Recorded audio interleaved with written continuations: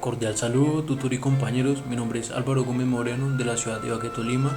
Y os vengo a hablar sobre la unidad 2, fase 2 del intercambio cultural del curso Antropología Cultural. Bueno, primero que todo, ¿qué es cultura?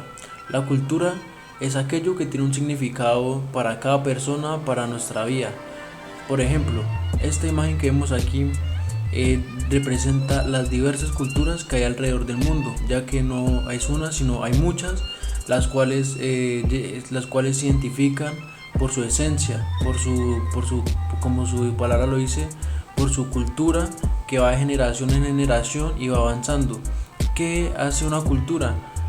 Podemos identificar una cultura aquí como lo podemos ver en esta imagen, como lo es por cómo vestimos, por cómo trabajamos, por cómo convivimos con las demás personas, por cómo nos realizamos como las actividades diarias. También podemos ver las cosas que hacemos, como aquí las máscaras, los instrumentos que tocamos, todo es cultura y va de generación en generación. ¿Y cuáles son los aspectos que componen la misma de acuerdo al autor? Los aspectos que más componen a la cultura en el texto son la cultura en la religión, la cultura en la moral, la cultura en las leyes y la cultura en la economía. La cultura en la religión, como todos sabemos, se debe a que varias culturas creen en diferentes dioses y le hacen mucha labor a las creencias que ellos tengan. La cultura en la moral es básicamente, en todas las culturas, saber actuar de manera correcta e incorrecta y hacer el bien o el mal. La cultura en las leyes es la forma de penalizar a los que actúan de forma incorrecta y de forma indebida. Y la cultura de la economía es de la forma de pago o la forma de hacer un tipo de trueque, de dar, obsequiar o dar algo y recibir algo a cambio por lo dado. Bueno, ahora nos dice, explique los mecanismos de cambio cultural, difusión, aculturación e invención independiente e indique cuáles son los procesos que pueden seguir a un contacto interétnico. ¿Qué es la difusión cultural?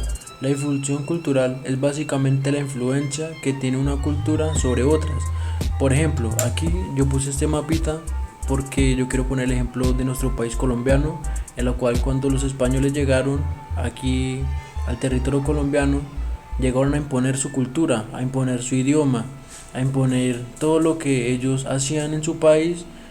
Por lo tanto, nosotros hablamos español, hablamos castellano, y por eso se da la difusión cultural, cuando un país quiere llegar a ejercer toda su influencia sobre otra. Bueno, y ahora vamos a hablar sobre la aculturación. ¿Qué es la aculturación? La aculturación es la modificación de la cultura.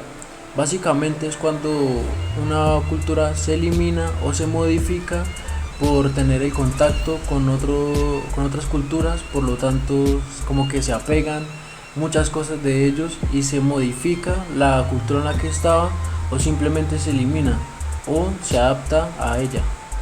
¿Qué es la invención independiente? La invención independiente es la producción de nuevos elementos, objetos, ideas o medios culturales para alcanzar algún objetivo, pero sin que distintos grupos humanos entren en contacto, o sea que no intervengan en esas ideas. Por lo tanto, esta imagen representa una persona que tiene una idea sobre cómo ayudar o hacer algo por la cultura en la que está y a la que pertenece. Bueno, ¿cuáles son los procesos que pueden seguir a un contacto interétnico? Los procesos de aculturación poseen distintos grados de supervivencia, como lo son la dominación, la resistencia, la destrucción, modificación y adaptación de las culturas nativas una vez producido el acercamiento intercultural.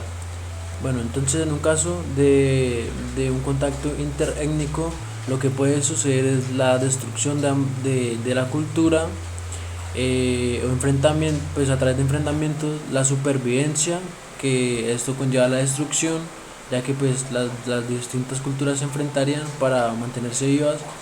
La modificación y adaptación de las culturas, ya que en caso de ser dominada se daría la aculturación, lo que llevaría a ser modificada o a que muchas personas se queden a esa cultura, por lo tanto la que estén se perdería. Y por último estaría la resistencia, que sería la cultura que trataría de aguantar, de defenderse ante otra cultura que quiera llegar a apoderarse de ella. Bueno, ahora nos preguntan cómo la imposición de proyectos de desarrollo y la promoción de creencias religiosas generan cambios culturales en el contexto de globalización. Bueno, tenemos que tener en cuenta el contexto que nos dan, que es la globalización, en donde pues a medida que pasa el tiempo también pasa muy rápido, o sea, día a día avanza muy rápido la tecnología, en donde pues podemos ver una clara imagen de una integrante de la cultura guayú de nuestro país colombiano, en donde casi nunca se habían visto personas utilizando ese tipo de aparatos electrónicos, pero hoy en día se puede ver que sí se emplean en la actualidad gente que utiliza dispositivos electrónicos allá en La Guajira, en esta cultura. Entonces podemos ver cómo la imposición de proyectos de desarrollo van haciendo que estas culturas que nunca habían tenido ese tipo de aparatos se vayan también actualizando poco a poco.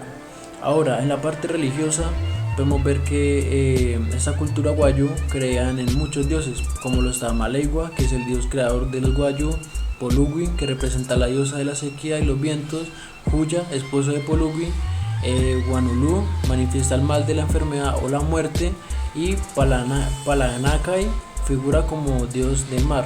Bueno, estos dioses eran los dioses que tenía esta cultura y la creencia religiosa que tenían los guayú hacia estos dioses. Pero a través del tiempo les han ido inculcando que la creencia cristiana, la religión cristiana, la cual ellos ven ahorita mismo como la salvación del alma para no ir al infierno. Entonces muchos de los guayú ya no creen en estos dioses, sino en la religión cristiana. Bueno, y ahorita nos dice: y mencione un ejemplo en el contexto colombiano actual que implique riesgos para la supervivencia de la cultura. Bueno, de lo que hablaba anteriormente, tras la llegada de Sofía Müller, los indígenas tuvieron que aprender a leer la Biblia y comenzaron a aprender el español. Abandonaron parte de sus rituales mágicos relacionados con diferentes etapas de la vida de las personas y finalmente aceptaron la religión cristiana como la única válida para salvar el alma de caer en el infierno, como lo ha hecho anteriormente. Listo, eso sería todo. Muchas gracias por su atención.